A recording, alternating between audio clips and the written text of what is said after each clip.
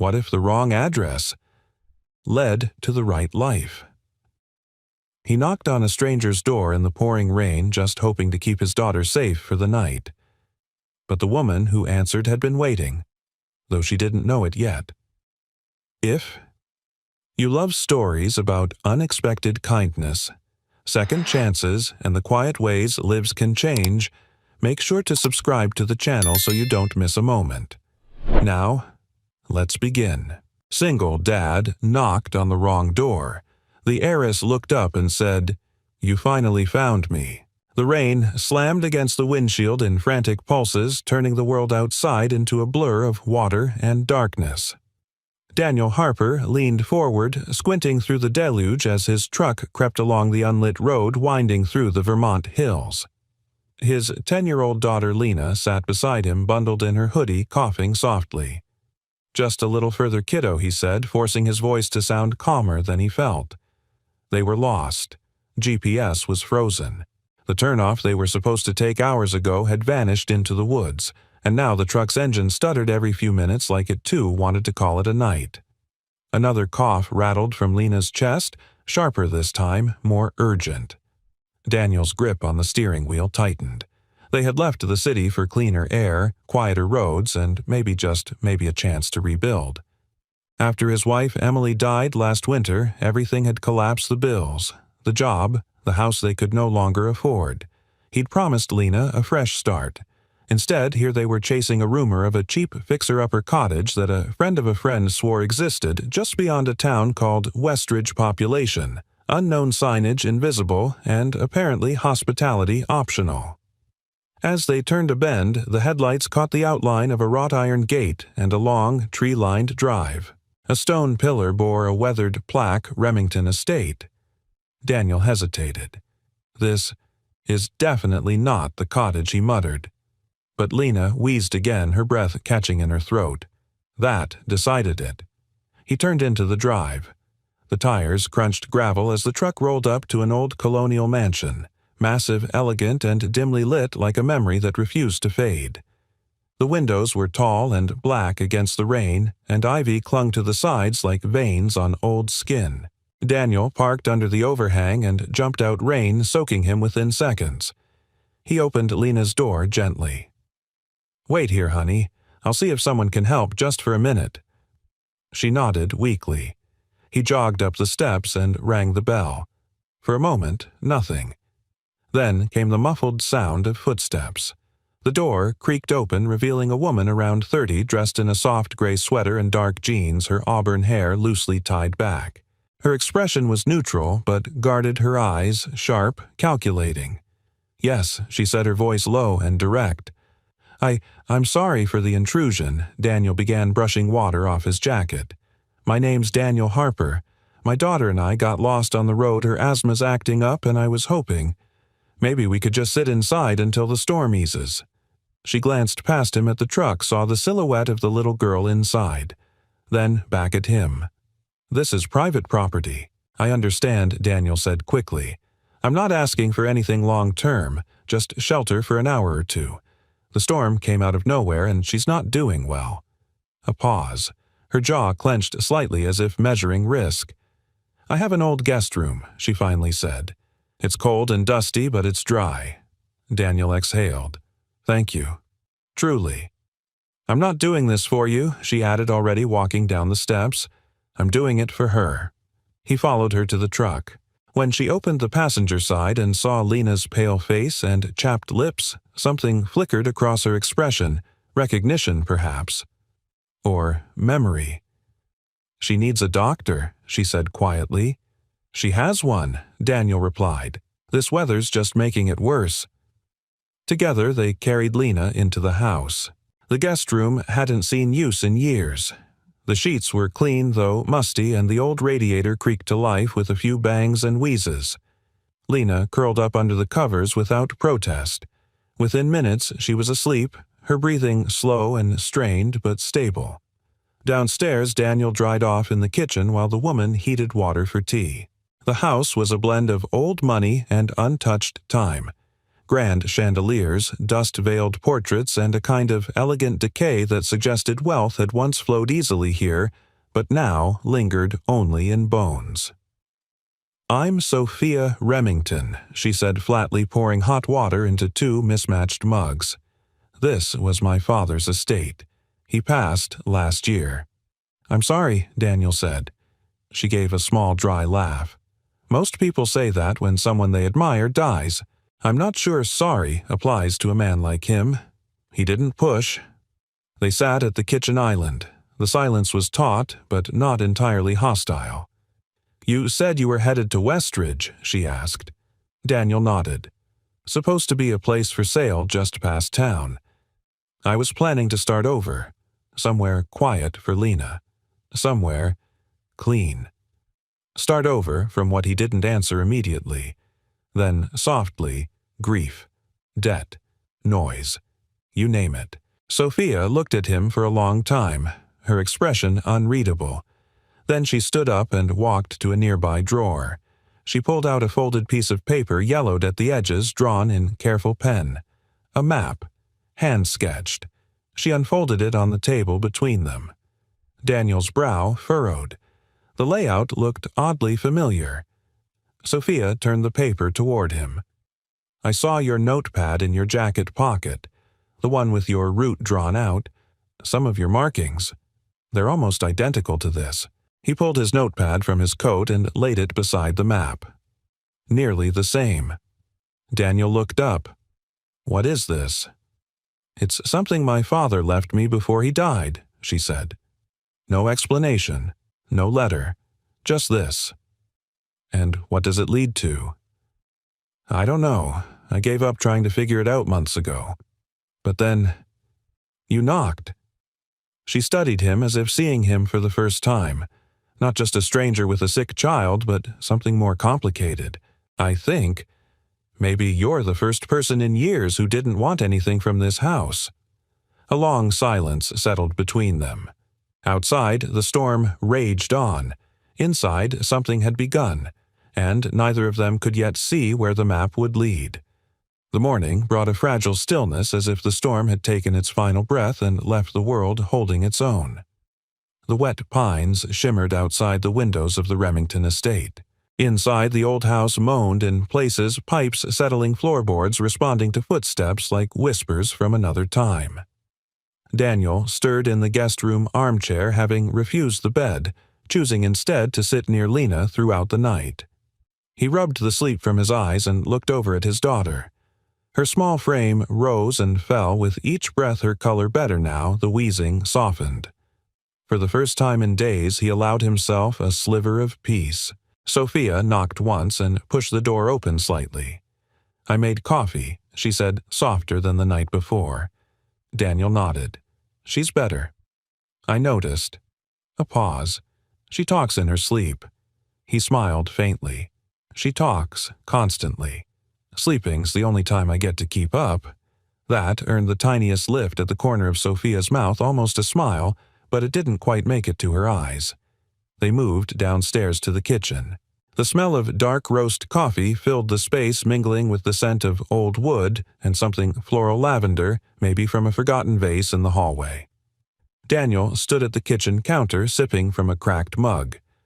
"You said the map was from your father." Sophia nodded, pulling out the hand-drawn paper again. She unfolded it with care, her fingertips brushing along the edges as if afraid it might disappear. "He handed it to me 2 days before he died.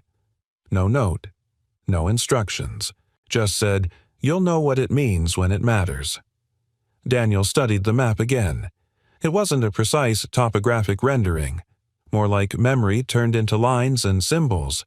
The drawings were elegant but cryptic. A tree circled in ink, a mark resembling a chapel, a sketch of what looked like a bridge with a broken rail. "My father didn't believe in sentimentality," Sophia said. "He believed in structure, strategy, results. So this—" She shook her head. "It doesn't make sense." Daniel traced one of the symbols with his finger. "But you kept it." She looked away. "I almost threw it out more than once. But something stopped me." There was silence as they both stared at the map. Then Daniel pulled his own notepad from his pocket. He placed it beside hers. Same loops, same roadways. Even one of the circled spots matched a detour he'd jotted down yesterday, a turnoff near a place called Miller's Crossing. "How did you draw?" That Sophia asked, eyes narrowing. "I didn't," Daniel said. "Not from memory. Just followed instructions from a guy I met at the garage in Bartonville. He gave me a paper with alternate directions to Westridge because of a rock slide up north." Sophia blinked. "That man led you here." He shrugged. "I thought he was just being helpful." Sophia leaned in. "Was he an older man? Glasses, gray hair?" "Yeah, actually. Drove a beat-up Buick." Why, she paled slightly. "That's Henry's old car." Daniel stared at her. "No," she said slowly. "That can't be. It was sold after he died. Auctioned off. I saw the paperwork." "Then someone's playing a very elaborate game," Daniel muttered. Sophia folded the map again more carefully this time. She looked up, her voice steadier now. "You and Lena, you can stay here for a few more days. The guest house out back might be better for her breathing. It's got windows on all sides." Daniel studied her face. The guardedness was still there, but it had softened. Just a little. "I appreciate that," he said. "But I don't want to overstep." "You're not," she replied quickly. Then quieter. "You didn't ask for anything. That's rare around here." He nodded, then glanced around the room. "This place. It feels like it's still waiting for something." Sophia didn't answer, but her fingers gripped the edge of the counter. She wasn't sure if she wanted the house to wake up or stay asleep forever. Later that afternoon, Daniel walked with Lena along the edge of the woods behind the estate. The air was damp, but fresh-sweet with pine. Lena had a blanket wrapped around her shoulders and a warm thermos of tea in hand. "She let us stay?" Lena asked, wide-eyed. "She did," Daniel said. "Is she nice, I think?" "She's trying." Lena paused beside a mossy stump, crouching to look at a snail making its slow way across a fallen leaf. "I think she's sad," Lena said suddenly. Daniel looked down at her. "Why do you say that?" "She watches people like she forgot how to talk to them." "But she opened the door. That means she wants to remember." Daniel felt something twist in his chest. This child of his had always seen things he didn't. They walked in silence a little while longer before returning to the house. As they approached the back patio, Sophia was standing at the glass door watching them, not hiding, not pretending to be busy. Just watching. That night, Sophia stood alone in her father's study, map in hand, the fire flickering low in the hearth. She looked at the thick, leather-bound journals lining the shelves, the awards, the photographs of handshakes and boardrooms. The legacy everyone said she should be proud of. But nothing in this room told her who her father really was. She unfolded the map again and whispered to the empty room. "What were you trying to show me?" Dad from the corner of the room, the old grandfather clock struck 9. Outside the house was quiet, but inside her something had begun to stir.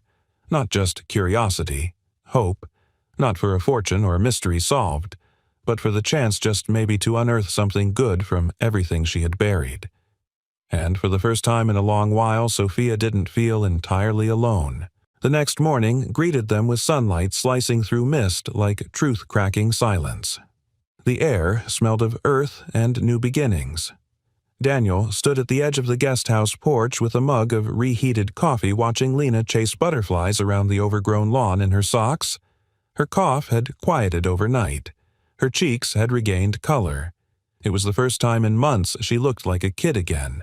Sophia stood a few feet behind him, arms across a shawl draped over her shoulders.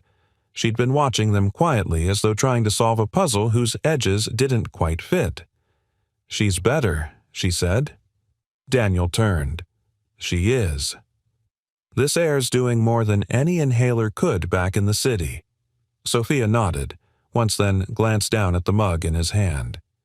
"You're drinking from my father's Yale reunion cup." Daniel looked at it. "Huh. Well, it's sturdy, and slightly pretentious." Sophia cracked a smile she didn't mean to, then looked away before it could settle on her face. He gave her a moment before speaking again. "I can fix that gate hinge on the barn if you want. It's hanging off." "You don't have to," she said. "I know," Daniel replied, "but I want to. Lena needs some fresh air and space for a few days, and if I can pay back your kindness in bolts and screws, it's a fair trade." Sophia hesitated. Then, actually, I might have a better trade in mind.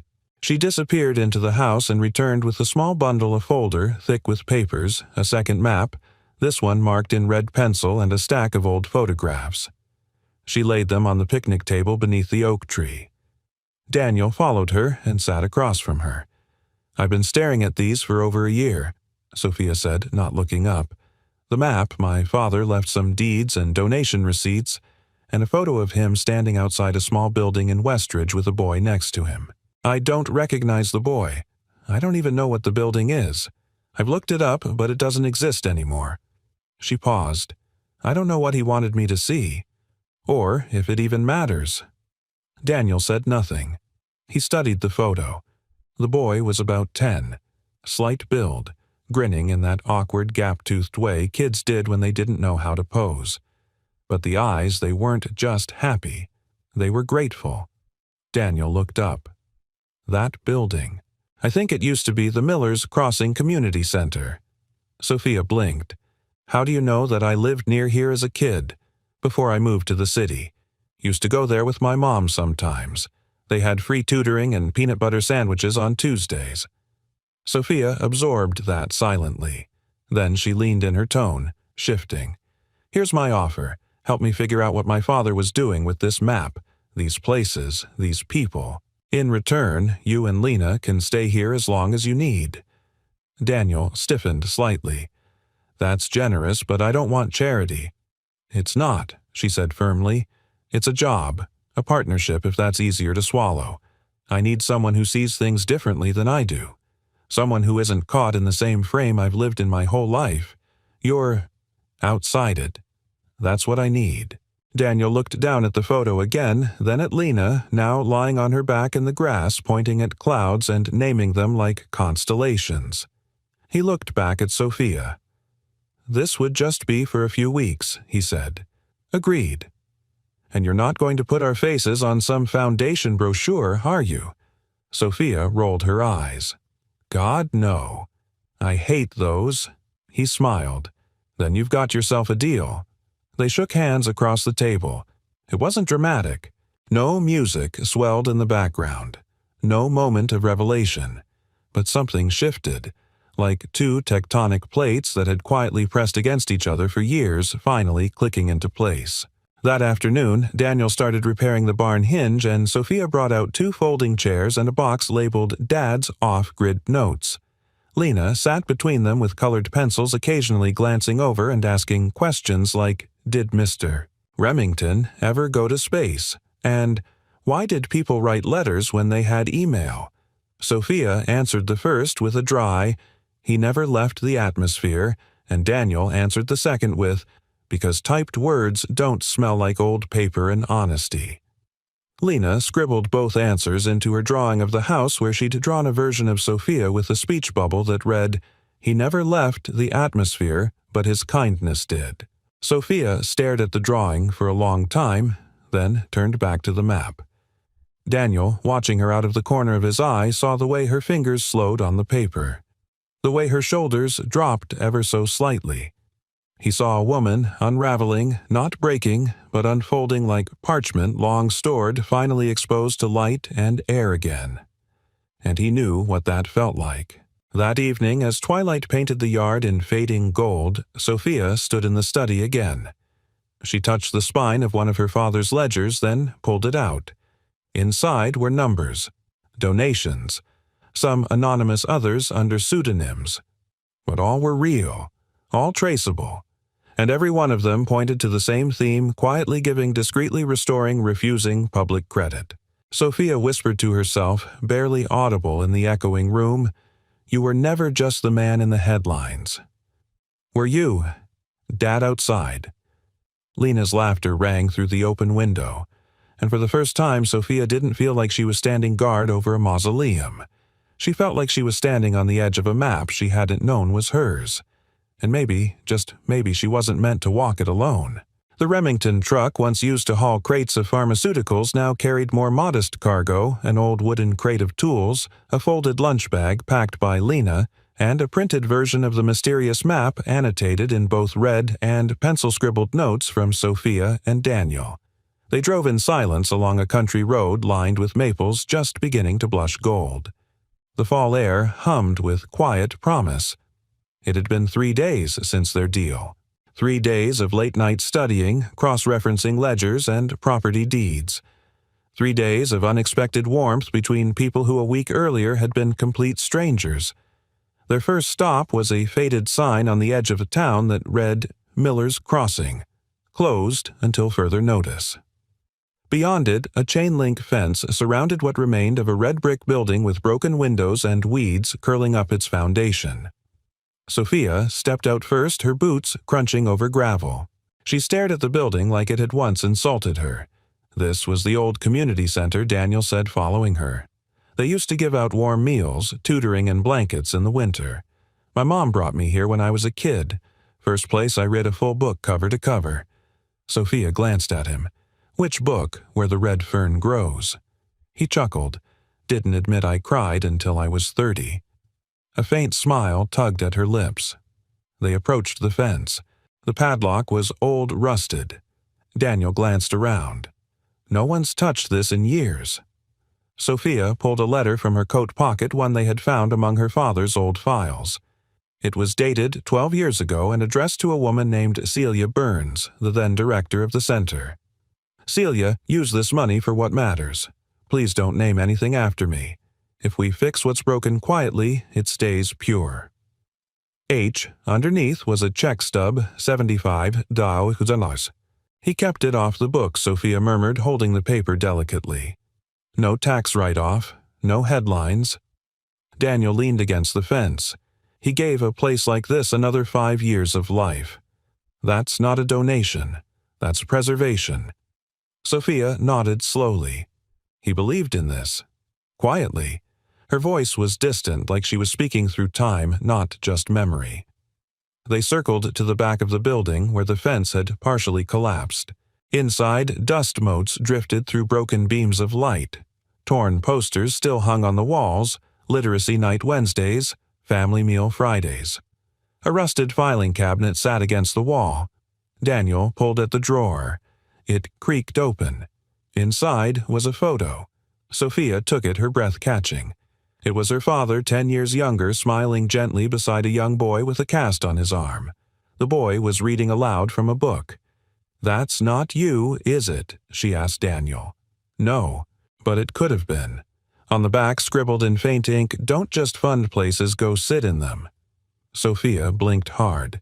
Their next stop was an old bookstore tucked between a bakery and a barber shop in the heart of Westridge. The bell over the door chimed as they entered, the scent of old pages and vanilla binding glue hitting them like a familiar hug.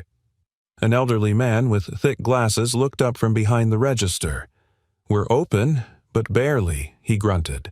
Mr. Tom, Sophia asked. "I believe you knew my father, Henry Remington." The man straightened slightly, his gaze sharpening. "I haven't heard that name in years." Sophia stepped forward. "We found records. He sent funds anonymously to this store." Tom leaned back, eyes glinting. "He saved it. Twice. The first time when my rent spiked after a development company tried to turn this block into condos. The second time when I broke my hip and couldn't run the place for 3 months. I came in one morning and the bills were paid. No note, just handled." He pointed toward a bookshelf behind them. That entire wall, children's books and YA. He said if kids didn't find stories early, they'd spend their lives chasing ones that don't exist. Sophia walked toward the shelf and let her fingers trail across the spines. A wrinkle in time. Hatchet. The Giver. Daniel joined her. "I used to borrow Hatchet from my school library over and over until the librarian told me to keep it." "I hated books," Sophia said quietly. "Too slow. Too abstract. My father once told me I'd only ever fall in love with stock portfolios. Daniel looked at her, and she turned to face him. He was wrong. Outside the bookstore, they sat on the bench with Lena, who was finishing a cookie Tom insisted she take. Sophia exhaled deeply, the kind of breath you don't realize you've been holding for years. I always thought he wanted me to take over the company. Be ruthless, logical. He never said anything else. Maybe he didn't know how Daniel said. But people love in the ways they were taught. Sometimes the words don't match the actions. Sometimes the map doesn't come with a legend.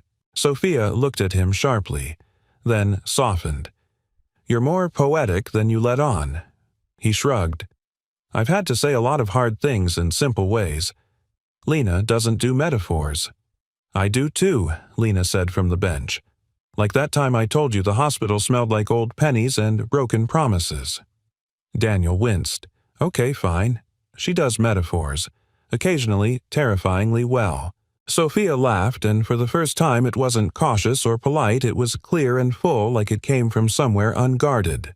That evening, as they drove back to the Remington estate, the sky stretched wide and pink across the hills. The truck was quiet, but not heavy. Comfortable. Sophia looked out the window, her voice soft. He wasn't building an empire. Daniel glanced at her. He was building bridges, she said. Daniel nodded once. And maybe he left one for you. She met his eyes, and for the first time, Daniel saw not the heiress, not the woman guarding something fragile, but the daughter of a man who had finally begun to speak. Not through words, but through the kindness he left behind. The attic smelled of dust pine insulation and secrets. It was the kind of stillness that made you whisper even when no one was around. Sophia stood at the top of the ladder, flashlight in hand, eyes adjusting to the dim. Cobwebs traced corners like forgotten lace. She hadn't been up here since the funeral. Maybe longer? Below her, Daniel held the ladder steady while Lena wandered through the hallway below, humming off-key and pretending not to listen. You sure you want to do this now? Daniel called up. Sophia took a breath, then exhaled. No. Still, she stepped forward. The box had been marked Personal, SR, in her father's handwriting. She found it tucked behind a stack of crumbling ledgers and yellowing investment reports. She knelt beside it. Her fingers hovered over the lid, then slowly peeled it back. Inside, bundled in a faded red ribbon, were letters. Dozens, maybe more, some addressed to strangers. Others to names she vaguely recognized, her childhood piano teacher, a former driver, an anonymous donation recipient. But one envelope was different. Worn edges, no stamp, just her name printed in block letters. Sophia. She stared at it like it might vanish. Daniel had climbed halfway up the ladder now. You okay? Sophia swallowed. I found one. He didn't ask what it said. He didn't need to. She sat on the floor and opened it slowly, as if afraid the truth might hurt more than silence. Sophia, you always saw me as someone with power, a man who made rules, expected results, and rarely explained why. And you're right, I did those things. I made myself into someone sharp because the world is dull without resistance. But that isn't all I was, and it's not all I wanted you to be. I gave you the company because I didn't know how else to give you trust. I criticized your choices because I feared the world would do worse, but I never wanted you to lose your kindness in the process. If you're reading this, I hope you found someone who brings out the part of you that doesn't measure everything in returns. The part of you that remembers the feel of dirt under your fingers, the sound of a child laughing, the silence of being truly known. I'm sorry I couldn't say this while I was alive, but I was afraid you wouldn't hear it from the man you thought I was. Love, always. Dad Sophia's throat tightened. Her vision blurred. She pressed the letter to her chest, breath shaking. All the years of quiet resentment, of feeling like a transaction in her father's portfolio, suddenly they dissolved into the simplest truth. He had loved her. He just hadn't known how to show it in the language she understood. She stayed there for a long time, curled around the letter like it was a lifeline. When she finally descended the ladder, Daniel didn't speak. He simply offered her a chair in the hallway and sat beside her on the floor, knees drawn up, elbows resting. After a while, she whispered, "I spent years thinking he didn't believe in me, that he only saw me as an asset." And now Daniel asked gently, "I think—" She hesitated. "He saw me too clearly, and he didn't want the world to ruin what he saw. So he tried to prepare me for it by turning me into him." She let out a bitter laugh, which of course ruined it anyway. Daniel nodded. "We don't get to choose how our parents teach us love. We just have to decide what we'll do with what they leave behind." Sophia looked at him. "What did yours leave you?" "Silence," Daniel said after a pause. "And a workbench in the garage. It took me 20 years to realize they were the same thing." Sophia smiled sadly. From the living room, Lena called out, "Are you guys going to cry all night, or can we bake cookies?" Daniel chuckled. "Apparently, we've got a deadline." Later that evening, as the scent of chocolate chip cookies filled the air, Sophia sat at the kitchen island rereading the letter under the soft glow of the pendant light. She had read it 3 times already, but the words still found new places in her to settle. Lena perched on the counter beside the mixing bowl, swiping at the batter with her finger. "You know, she said my mom used to write me notes when I was sad. Stick them in my backpack." Sophia looked up. "Did they help?" "Sometimes," Lena said, licking her finger, "but mostly because I knew someone remembered I existed." Sophia's breath caught. Daniel looked up from the oven. "She still has them all, in a shoebox labeled Proof." Lena grinned. "Because sometimes you forget you matter, so you need proof." Sophia stared at her, blinking back tears again. Then quietly she reached for the stack of her father's letters. One by one she began sorting them by name. "What are you doing?" Daniel asked. "Giving other people their proof." The next morning, Sophia stood by the mailbox at the edge of the long driveway, a manila envelope in hand. Inside were 5 of the letters sealed, addressed, ready to be returned to the people her father had never reached.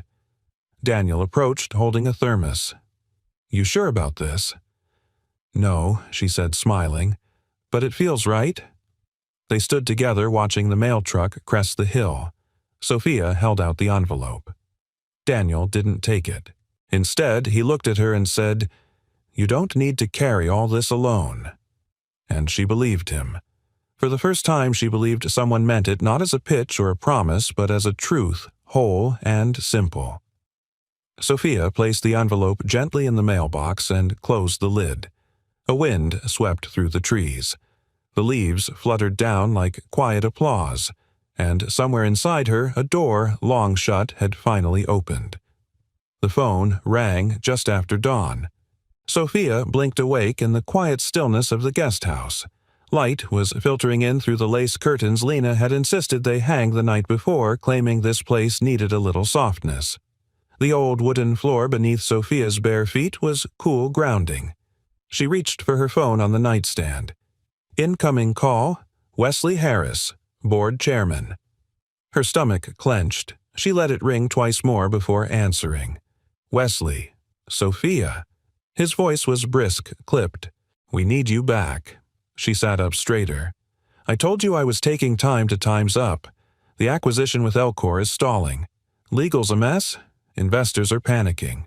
You're still CEO on record. They want your voice in the next call." Sophia closed her eyes. "When today, noon, your home office will be reactivated. We've already sent a courier." He didn't wait for a response before ending the call. Sophia sat there, phone in hand, the hum of the dial tone replaced by the sudden roar of memories, the echo of boardroom's fluorescent lights, the bone-deep fatigue of always having to be the most prepared person in the room. She hadn't missed any of it, but now it was clawing its way back in. By the time Daniel arrived with Lena holding a brown bag of cinnamon muffins from the bakery in town, Sophia was already pacing the main living room, hair tied tight, a thick binder open on the table. Lena ran to the kitchen with glee, but Daniel lingered in the doorway, watching Sophia as she scribbled notes in the margin of a shareholder summary. "I know that look," he said quietly. Sophia glanced up.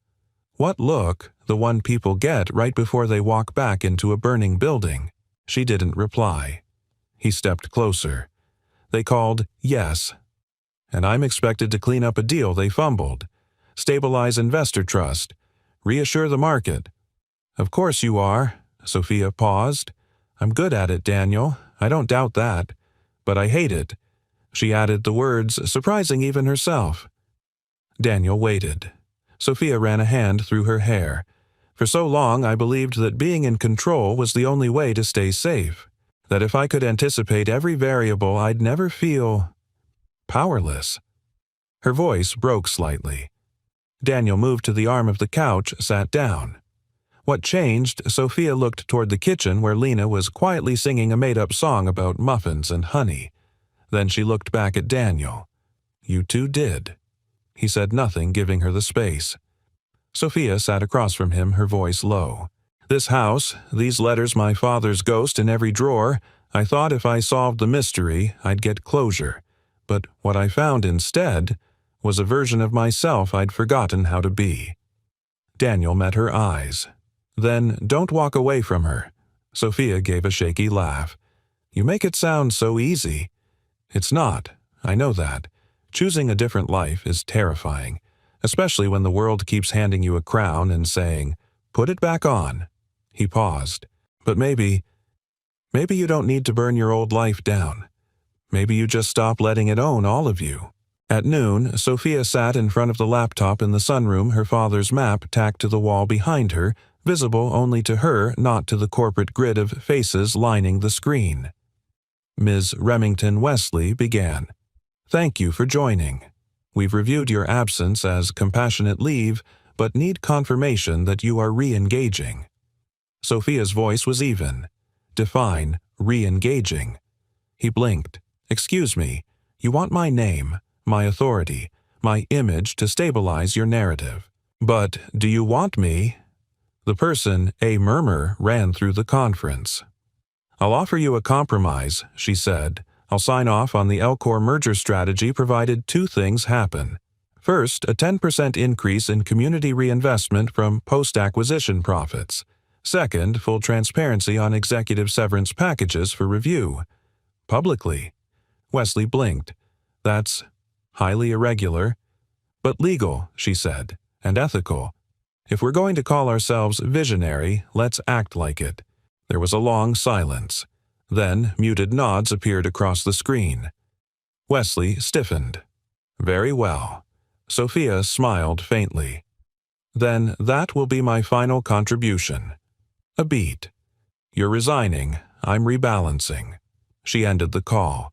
The air outside was crisp and gold with late afternoon light. Sophia stood on the porch, the phone still in her hand, her fingers shaking just slightly. Daniel appeared beside her. How'd it go? I may have just bought back a piece of my soul.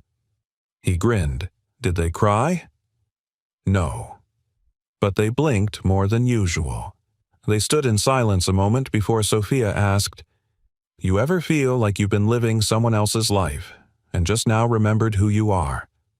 All the time, Daniel said. Usually right before I burn a frozen pizza, and Lena reminds me I used to be able to fix an engine blindfolded. Sophia laughed this time, fully freely, and it felt good. Not perfect, not solved, but honest. That night they built a small fire in the backyard. Lena roasted marshmallows and told ghost stories involving antique teapots and haunted tax forms. Daniel watched Sophia move through the night like someone relearning her body, her place in space, her presence in a world that no longer needed to be cornered by glass walls and conference tables. As the fire burned low, Sophia whispered, I didn't fix the company. Daniel leaned toward her. You fixed something better. She looked up. What he tapped her chest. The person who thought she had to carry it all alone. Her eyes glistened. No boardroom, no spotlight, just stars, smoke, and a man who saw her not as a CEO or a Remington or a mystery to be solved, but as someone worth staying for. And in the quiet crackle of the fire, Sophia finally allowed herself to believe she was.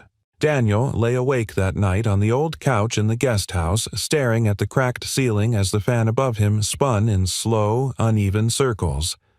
Lena was fast asleep in the bedroom, her soft breathing rising and falling like waves. But Daniel's mind was anything but still. He'd heard every word Sophia said on the porch earlier, every tremble in her voice as she stood between the life she knew and the one she was just beginning to claim. And something inside him had twisted not from fear or resentment, but from the haunting recognition of a truth he'd buried. They weren't supposed to stay.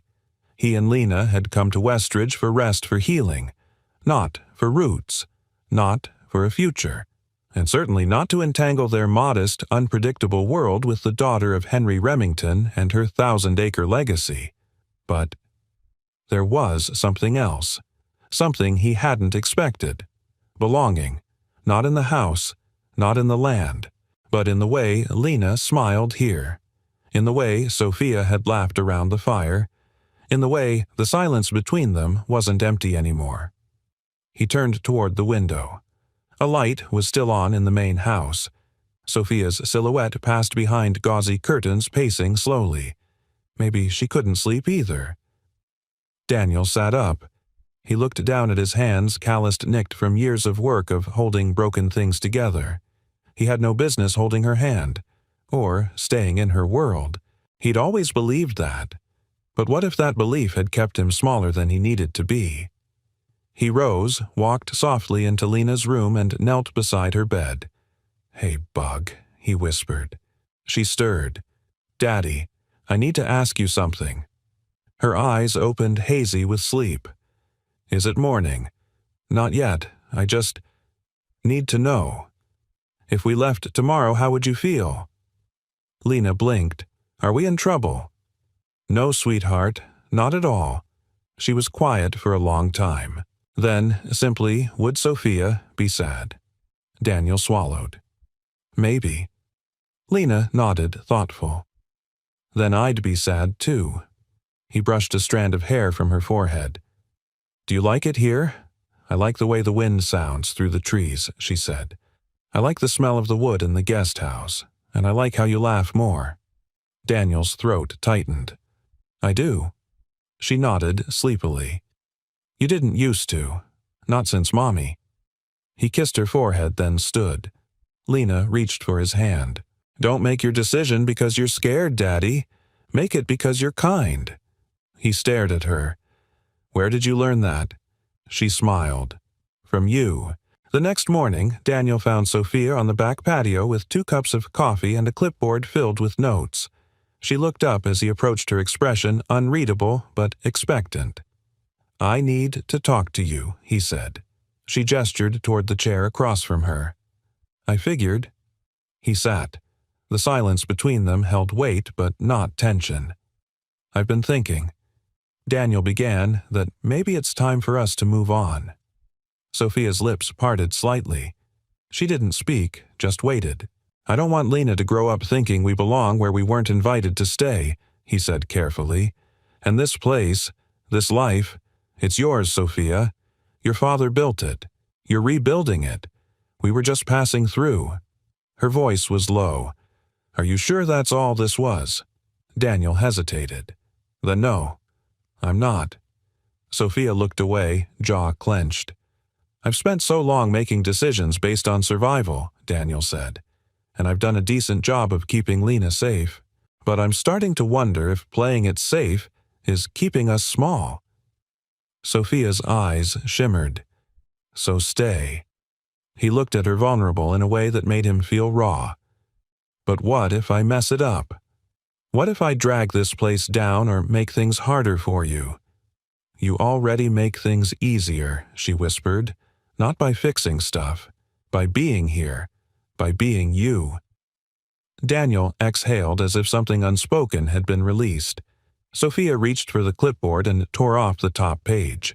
"What are you doing?" he asked. She handed him the blank sheet underneath. "Starting over. No roles, no assumptions. Just a blank page. If you stay, we build something that belongs to all of us." Daniel stared at the paper. He took the pen she offered, wrote 3 words. "The Map Room." She smiled. "That's the name." He nodded. "It's not a house. It's not a foundation. It's not about your father or my past. It's about creating a place where people find direction again." Sophia looked at him, tears brimming. "Like we did." He nodded. "Exactly like we did." That afternoon, Daniel and Sophia walked to the barn where Henry's tools still hung on the wall undisturbed. Daniel opened the dusty cabinets, inspecting what could be salvaged. Sophia cleared a corner of old crates and rolled open the heavy barn door, letting sunlight pour in. Lena came running down the hill from the orchard, holding up a small hand-drawn map of her own. "What's this?" Sophia asked. "It's a map of here," Lena said proudly, "but instead of roads and places, it's people." She pointed. "This is Daniel. He's the builder. You're the dreamer. I'm the explorer." Sophia knelt beside her. "And where does it lead?" Lena traced her finger to the center of the page. "Here," she said, "to the place where kindness lives." Daniel and Sophia looked at each other, their eyes soft with something unspoken but understood. Not love declared, but love discovered. Not a promise of forever, but the choice of today. And sometimes that's where the real maps begin. 1 month later, the barn no longer smelled like dust and disuse. It smelled of pine sawdust, lemon oil, and fresh beginnings. The wide double doors now swung open to reveal a transformed space. Sunlight streamed through newly cleaned windows, dancing across shelves of donated books, handmade wooden benches, a reading nook with floor pillows sewn by volunteers from the town, quilting circle, and a small coffee station stocked by the local bakery. The sign above the entry read simply, "The Map Room, a place to pause, remember, and begin again." Sophia stood near the back wall, clipboard in hand, watching as Daniel adjusted the final screw on the sign. She had traded her heels for sneakers, her tailored blouse for a soft cardigan and jeans, and her guarded expression for something warm, unguarded, open. "You hung it straight," she said. Daniel gave her a look. "I always hang it straight." She smiled, then tucked the clipboard under her arm. "The mayor's coming at noon, and Channel 7 wants to do a segment on local projects turning abandoned spaces into community hubs." Daniel raised an eyebrow. "You sure about that? The whole no attention thing was kind of your father's brand." Sophia stepped forward, looking around. "This isn't about attention. It's about access. It's about people knowing they have somewhere to go when they forget where they're headed." She paused, her eyes settling on Daniel. "Besides, I think he'd understand. This isn't his anymore. It's ours." Daniel nodded, turning to check a loose window latch. "And Lena. She's already recruited 3 other kids for the Explorer team. They're mapping every trail behind the orchard and naming each one based on how it makes them feel. She told me yesterday one's called the Worry Path. Because it winds a lot," Sophia said, "and takes longer than it should. But it ends at a clearing with wildflowers." Daniel chuckled. "She's 10, going on 60. Sophia leaned against the post beside him. "You know, I thought I'd spend the rest of my life climbing higher, reaching further. That was the goal. Always one step ahead." She looked around the map room. "But maybe the most important thing I'll ever build is a place where people feel safe to stop." Daniel studied her. "It's strange, isn't it? How the more we let go, the more we finally hold what matters." Sophia turned to face him. "You've become very philosophical lately." He grinned. "Just well-rested for the first time in 5 years." They laughed quietly, the kind of laugh that doesn't rise too high or demand attention but wraps around you like a soft coat. By noon, the map room buzzed with gentle energy. Locals drifted in, farmers with weathered hands, young parents holding toddlers, an elderly couple who'd lost their grandson and found a new rhythm in tutoring children who needed reading help. The mayor gave a brief speech. The local reporter asked questions, but Sophia kept her answers focused on the community. Daniel stayed mostly in the background, managing the tool station, helping a boy with a learning delay fix a broken book cart.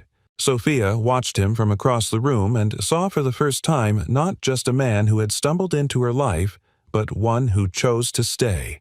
Every single day. She caught herself thinking, Maybe this is what family feels like when you build it from truth, not expectation. Lena ran up holding a folded piece of paper. It's ready. Sophia knelt down. What is it? It's the first official map of the map room, Lena said proudly. I made it for people who feel lost. Sophia opened it. There were cartoonish drawings of all the spaces reading Corner Tea Station Hug Zone, which Daniel insisted wasn't a real thing but still received frequent traffic. In the center was a circle colored in soft gold crayon. Sophia pointed to it. What's this? Lena smiled. That's where people go when they don't know what to say. It's called the Quiet Heart. Sophia blinked. That's beautiful. Lena shrugged like it was obvious. Everyone needs somewhere to be silent. That's where things start to heal. That evening after the last car pulled away and the lights were dimmed, Sophia and Daniel sat on the porch steps outside the barn, watching the sky blush into dusk. Sophia leaned back on her hands. Do you ever wonder how we got here? Daniel tilted his head toward her. Every day. Not just the place she said, the people we became. You with your toolbox and steady hands. Me with my clipboard and too many shoes. Daniel smiled. You haven't worn heels in weeks. I don't miss them. He nodded. Good. A silence settled between them, rich with things unsaid. Then Daniel turned to her, voice low. I think your father would be proud. Sophia looked at the barn, golden light glowing softly from within. Maybe. But I'm starting to care more about whether I'm proud of me. Daniel reached out and gently took her hand. Not as a grand gesture, not with fanfare, just simple and certain. She looked down at their hands, then back at him. You're still not scared? She asked. Of this he squeezed her hand lightly. Terrified. But staying, he nodded. Always. Later that night, Sophia sat at her father's desk in the main house. A candle flickered beside her. The map he'd drawn so many months ago lay unfolded before her. She traced the roads with her fingertip, every place they had visited, every lesson they'd learned. And yet the map had never truly been about geography. It had been about values, about kindness, about presence, about seeing people for who they were, not what they could give. She picked up a pen and added one more circle right over the land where the barn stood now. She labeled it simply, Found. Then she leaned back in the chair and whispered, Thank you, Dad. I finally got it. The wind stirred the curtains gently like an answer, like an embrace from the past. And for the first time in years, Sophia felt truly home. The first snow came softly dusting the orchard like powdered sugar and frosting the roof of the map room in white. It arrived earlier than usual, for Westridge blanketing the last orange leaves and muting the world with a hush that felt almost holy. Inside the map room, warmth radiated from the refurbished fireplace Daniel had painstakingly rebuilt brick by brick. The space was alive with quiet activity. An older woman named Judy read aloud to a group of children curled in beanbags. A teenager painted a mural on the back wall. A man, recovering from grief, drank tea at the Quiet Heart Circle without saying a word. And nobody needed him to. Sophia stood near the welcome table, watching it all unfold like a scene from someone else's dream. And yet it wasn't someone else's. It was hers. Theirs. Every week brought more faces. Some old, some new. Some cautious arriving, with nothing but silence. Others exuberant, coming with ideas, offerings, wounds, and hope. The map room had become a living thing, a heart with many doors. She turned as Daniel entered, brushing snow from his jacket cheeks, pink from the cold. In his arms were firewood and a grocery bag with cinnamon scones, Lena's request for the Friday gathering. He caught her eye, smiled, and tilted his head toward the supply room. I fixed the draft near the east window, he said. Again. Pretty sure this place breathes on its own. Sophia laughed. So it's alive. Daniel set down the bag. Very much. He turned toward her, his voice quieter. You doing okay? She nodded. More than okay. I feel full. Not in a loud way. Just steady. He looked around at the room. "This place is better than a boardroom." She smiled. "This place is a boardroom. It just votes with its heart." Outside, Lena walked with two other children through the orchard trails, each carrying clipboards and markers. Sophia had printed real trail maps for them, but they insisted on renaming everything again before the year ended. They returned later, cheeks flushed, feet muddy. "This one's called Almost Brave Trail," Lena announced. "Because it's short, but there's a huge branch you have to duck under like an adventure." Sophia raised an eyebrow. "You've renamed the same path 3 times this month." "Paths change depending on how you feel," Lena said matter-of-factly. "Didn't you teach me that Sophia opened her mouth, then shut it, then nodded?" "Can't argue with that." Daniel ruffled Lena's hair as she passed. "Hey, explorer." Lena beamed. "You should come next time. We're looking for kindness rocks. Kindness what they're rocks people paint with nice words and hide in the woods. When someone finds one, they can keep it or re-hide it." Daniel smirked. "Sounds like emotional treasure hunting." "Exactly," she said, running off. Sophia watched her daughter twirl once beneath a pine tree before disappearing into the map room again.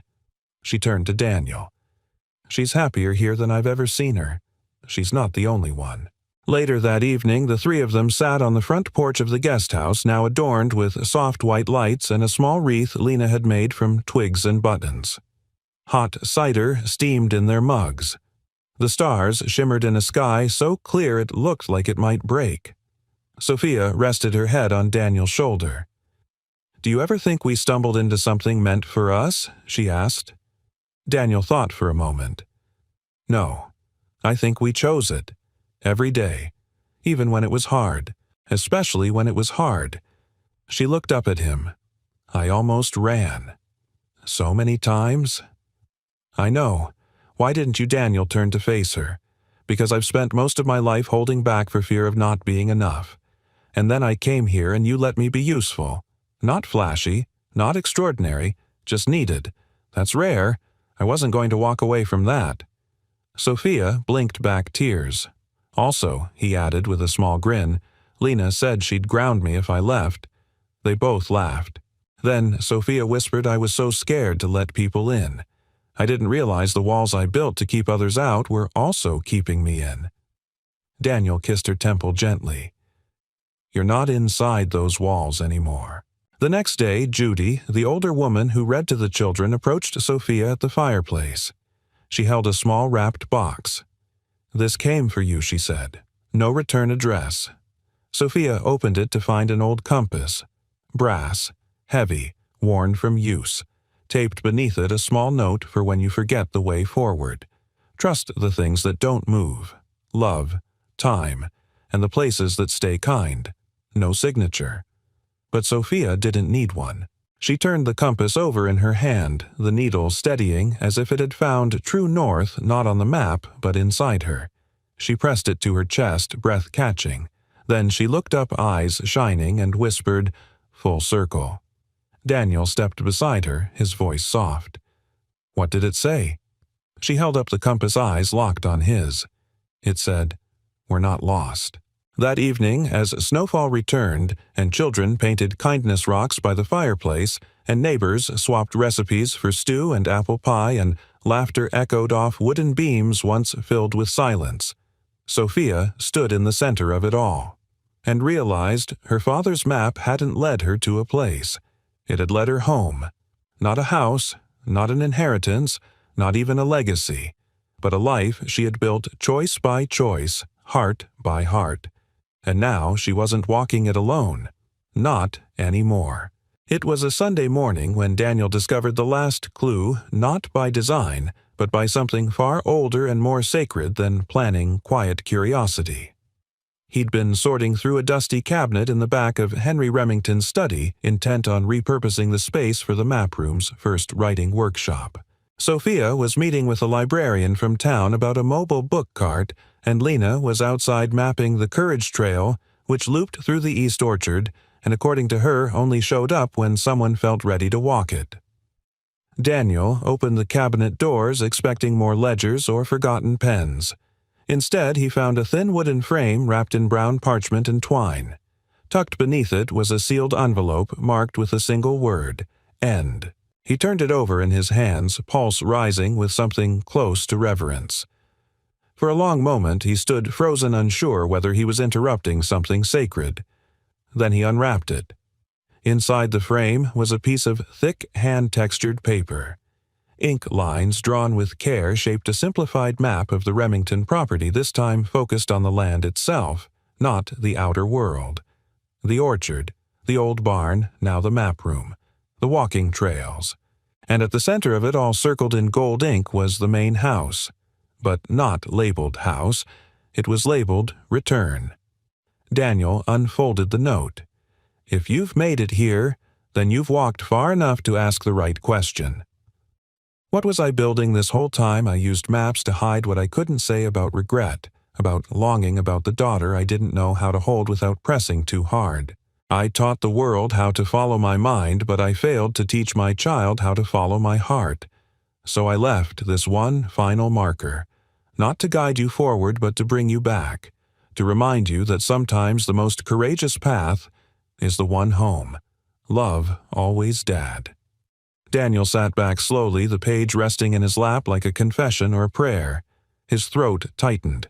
He knew he couldn't be the one to carry this last message. It had to come from him, but it had to be read by her. That evening after dinner, Daniel took Sophia's hand and led her into the study. Lena followed behind, unusually quiet, sensing something sacred in the moment. Daniel handed Sophia the frame and the note without saying a word. Sophia stared at it, lips parted.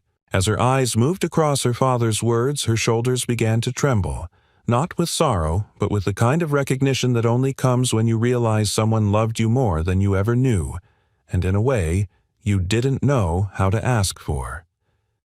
She sank into the chair beside the fireplace, still holding the frame, her eyes brimming. Lena climbed into her lap and wrapped her arms around her. He really did love you, didn't he? Sophia nodded, her voice barely above a whisper. He did, in his own way, and all this time I thought I needed him to say it. Daniel knelt beside them. Turns out he showed it. Sophia looked at the map one last time, then reached for a pen and wrote a single word beneath Return. Stay. The next morning, Sophia walked alone to the barn. Snow clung to the trees like lace, and the map room, silent for once, stood like a chapel. She stepped inside and stood in the center of the space her father once ignored, now transformed into something he would have admired without needing to understand. She walked to the Quiet Heart Circle and knelt, pressing her hand against the wood. I forgive you, she whispered. And she meant it. Not because it erased the years she'd spent aching for a father who didn't know how to see her, but because she now saw him, fully, clearly, tenderly, and she saw herself too, not as a legacy to uphold or a role to fulfill, but as a woman who had finally come home to her own heart. That weekend, Daniel and Sophia hosted the first founders' gathering in the map room. Neighbors brought pie and folding chairs. Teenagers read poems. One of the older volunteers told a story about how her late husband had once fixed a radio at this very barn 50 years ago, and now somehow she felt like she was hearing him again through the laughter echoing off the walls. Midway through the event, Lena stood up and cleared her throat.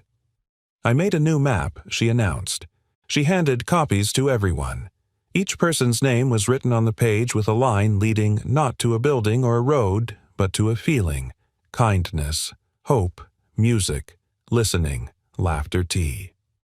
I wanted to make a map where nobody gets lost, she said, only found.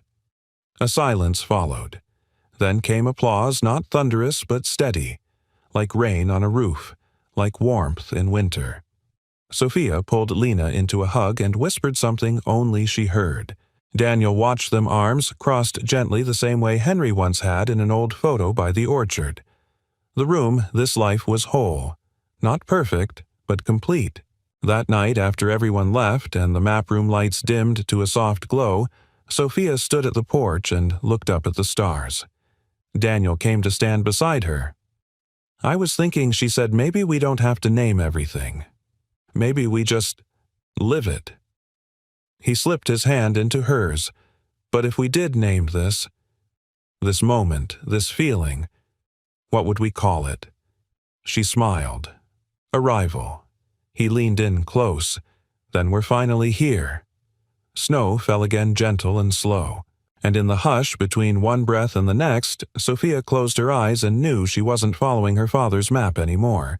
She was living her own, and she had arrived exactly where she was meant to be. Winter melted gently into spring the way healing sneaks in, not with fanfare, but with quiet persistence. Buds pushed their way from thawing earthbirds returned in song, and the map room opened its windows to the scent of wet soil and new beginnings. Sophia stood by the porch railing of the main house, her eyes fixed on the orchard beyond. The trees were just beginning to blossom, soft pink and white, the same palette her mother once used in the watercolor paintings now hanging in the hall. She hadn't looked at those paintings in years. Now she stopped before them often.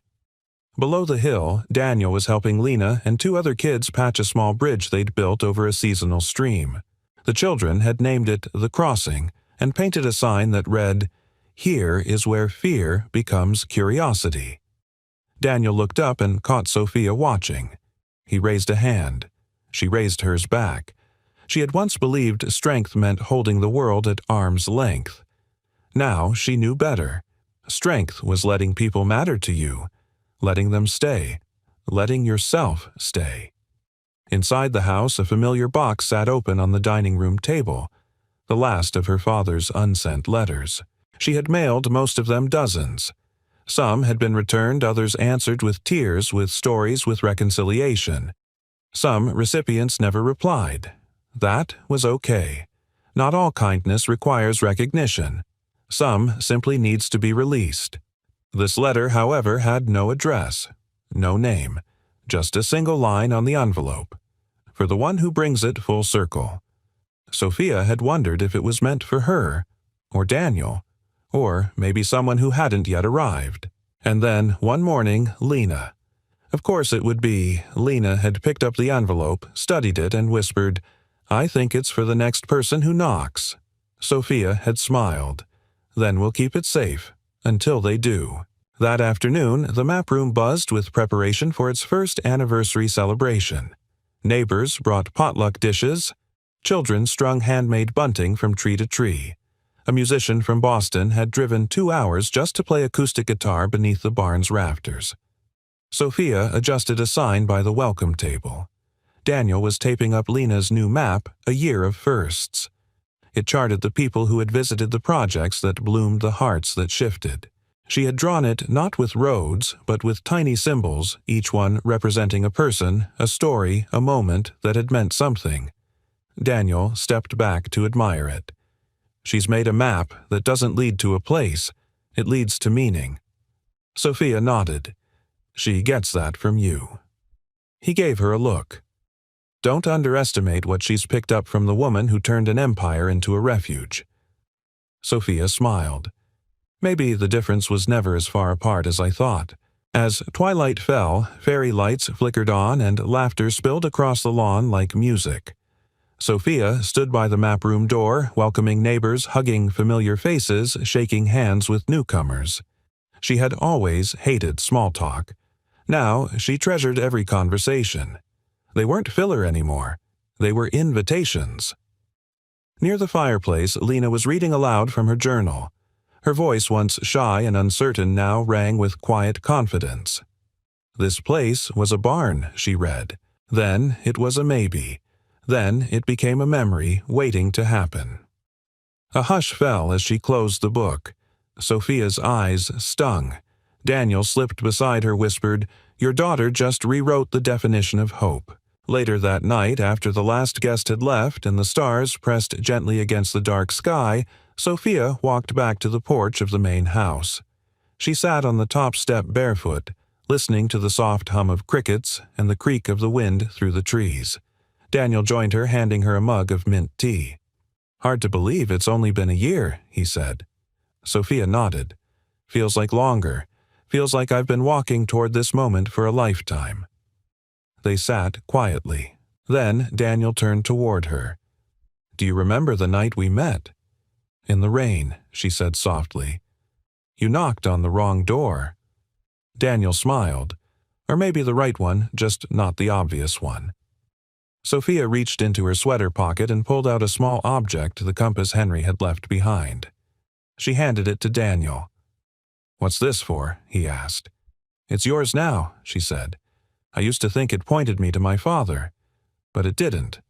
It pointed me to the person I became after him, and to the people who helped me get there." Daniel turned it over in his hand. "You don't need it anymore. I have what it was trying to show me," she said. "You, Lena, this home, myself." He closed his fingers around it, then reached for her hand. "I never thought I'd find a place where I could just be," he said. "Not fix, not prove, just be." "You're not the only one," Sophia whispered. They sat there, hands intertwined, watching the wind carry petals from the orchard trees through the moonlight. And then a knock. Not loud, just one. They both looked toward the path. At the map room door, a figure stood. Nervous, hesitant, holding a backpack. Sophia stood slowly. Daniel looked at her. "Ready." She smiled, heartful, steady. "Always." Together they walked down the path. Sophia opened the door. The figure looked up and said, "Hi, I don't really know where I'm going." Sophia stepped aside and answered gently, "Then you've come to the right place." And somewhere inside the house a letter waited, sealed, unaddressed, ready for the next heart that needed a map, not to find a destination, but to remember they were never truly lost. They just hadn't knocked on the right door yet. We'd love to know, where in the world are you watching from? Let us know in the comments below, and if this story touched your heart, don't forget to hit that subscribe button for more heartfelt tales just like this. Thank you so much for spending your time with us today. Until next time, stay kind, stay hopeful, and keep believing in the beauty of unexpected moments.